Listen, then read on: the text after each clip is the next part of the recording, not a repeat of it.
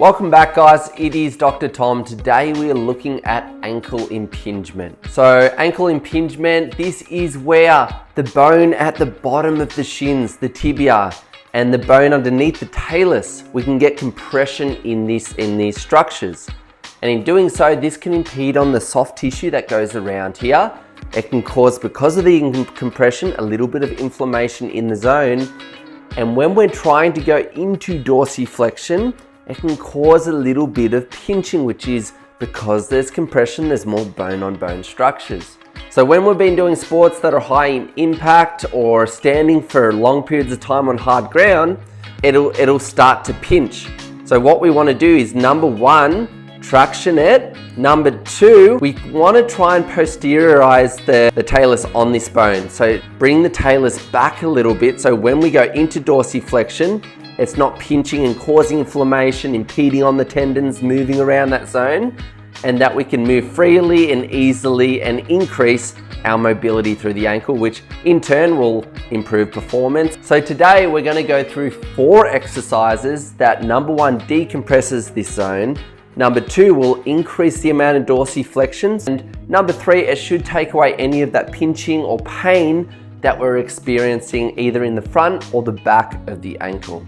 So let's get into it, guys, and hope you enjoy. We are going to be using a heavy resistance band. The reason we want a heavy band is because when we have high amounts of impact and compression through an area, we need a little bit more force to free things up. So for the first 3 exercises today, we're going to be using this. For the last one, we don't need it. So let's get into 4 exercises that's going to free the front or the back of the ankle up. Let's go. Okay, so number one, with the resistance band, we want to hook it onto something sturdy. We are going to hook this around whatever it is, just like that. And then from here, we're going to wobble out. So we'll get into position now. Put your heel over the resistance band to start off with, just like this. And then what we're going to do, grab one side, grab the other side, crisscross. So pull them across. And what we want to see here is a little crisscross through that where the tibia goes down and meets the talus. And then from here, we're going to wriggle out, keeping this leg nice and straight. We want a fair bit of resistance here. We want to make sure this little crisscross stays nice and low on the ankle.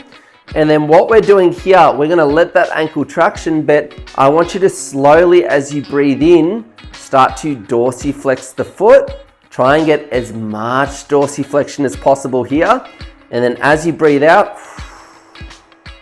let the ankle traction. If that's not enough resistance pulling, you can keep wiggling a little further out. There shouldn't be any pain. This should actually feel really relieving when you do it. There shouldn't be any pinching.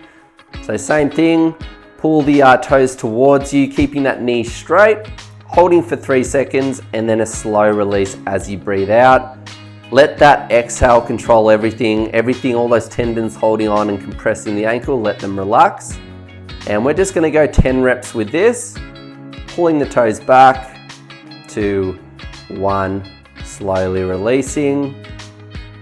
And this is a really good one to start with, guys, especially if you have come off a high impact sporting activity, whatever it may be. This just can decompress the area and aid in taking a little bit of that inflammation that may be sensitizing the whole zone at the moment. Okay, so after your 10 reps, guys, then we're going to go into exercise number 2. Put the affected side through the resistance band. When we're through the resistance band here, what we want to do is lower it so it's right where the bottom of that tibia sits. From here, we want to, using the hand, creep the foot forward a little bit, toes on the ground. We want to have a fair bit of pull through here. So creeping it forward, creeping it forward, creeping it forward. And then we're going to go hands on the ground. And all we're doing here, so we're going to rock back and then keeping the heel on the ground here, we're going to rock that knee as far over the toes without lifting this heel off the ground. So hold for 3 seconds.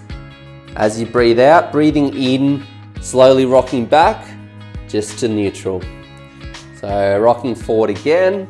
As you breathe out through the mouth, try and relax. If it's stretching in the calf muscle, let all of that relax.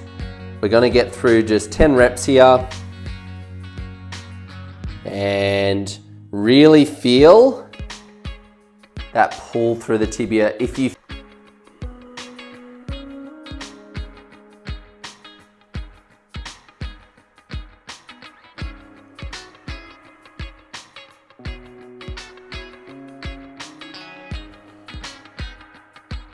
So same exercise here, but we're going to change it up and we're going to scour the knee over the toes. So we're not just going forward and back, we're making almost like a semicircle with the knee around the toes to increase that dorsiflexion into different directions through the ankle. So this can be achieved by rocking the knee to the side, keeping the whole foot in contact with the ground, and you can use the weight of your chest to sit down onto this knee, rock it around, do your semicircle. You're gonna find areas that may be a little bit more sensitive, a little bit more pain, and then coming back to the center. So same here, we're gonna do 10 repetitions. Slowly rocking, use your hands to guide, and rocking forward, keeping that heel in contact with the ground. We wanna try and make those circles come as far forward as possible, and just ensuring that there is no pain, the pinching isn't too bad, keeping the whole foot in contact with the ground, and keeping good control the whole time. Good. Okay, so the safe way to come out here, guys, take a little bit of pressure into the resistance band, slowly bring your foot out. If you lift your foot and you've got all that tension, your foot's gonna fly back and you never know what's gonna happen. You may injure yourself just getting out of it. But for this last exercise today, guys, we wanna make sure it doesn't cause pain, because if there is pinching, there is compression through the ankle and it's not ready to do this exercise, this is gonna increase the pinch, increase the pain, which is gonna bring inflammation back into the area and make it that whole vicious cycle. So make sure that this one doesn't cause pain. You're going to be lifting up onto the balls or the toes, and then from here the main focus of the exercise is as we drop down, keeping it as slow as controlled as possible. Approximately 5 seconds to the bottom. Once we get to the bottom, we're rocking those knees forward. So if you're doing this on the step, you can achieve the same exercise, bringing the knees back, coming up from there. We're doing 8 repetitions, slowly down. Rock the knees forward, try and get as much through that ankle as possible. Remember, we don't want to go into the pain zone. So we want to go up to the barrier, push that barrier back a little further on each repetition. But when we feel pain, that often means that we're going to be feeling a little bit of inflammation and it's going to be a little bit more sore the next day.